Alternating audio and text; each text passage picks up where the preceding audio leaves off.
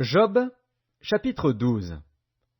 Job prit la parole et dit, On dirait, en vérité, que le genre humain c'est vous, et qu'avec vous doit mourir la sagesse. J'ai tout aussi bien que vous de l'intelligence, moi, je ne vous suis point inférieur. Et qui ne sait les choses que vous dites? Je suis pour mes amis un objet de raillerie, quand j'implore le secours de Dieu. Le juste, l'innocent, un objet de raillerie. Au malheur le mépris, c'est la devise des heureux. À celui dont le pied chancelle est réservé le mépris. Il y a paix sous la tente des pillards, sécurité pour ceux qui offensent Dieu, pour quiconque se fait un Dieu de sa force. Interroge les bêtes, elles t'instruiront. Les oiseaux du ciel, ils te l'apprendront.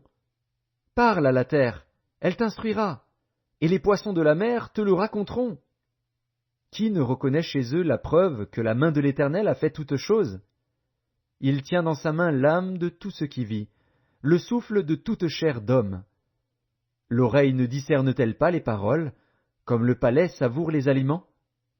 Dans les vieillards se trouve la sagesse, et dans une longue vie l'intelligence. En Dieu réside la sagesse et la puissance. Le conseil et l'intelligence lui appartiennent. Ce qu'il renverse ne sera point rebâti. Celui qui l'enferme ne sera point délivré. Il retient les eaux et tout se dessèche. Il les lâche et la terre en est dévastée. Il possède la force et la prudence.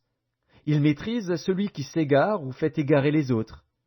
Il emmène captifs les conseillers. Il trouble la raison des juges. Il délie la ceinture des rois. Il met une corde autour de leurs reins. Il emmène captifs les sacrificateurs. Il fait tomber les puissants. Il ôte la parole à ceux qui ont de l'assurance. Il prive de jugement les vieillards.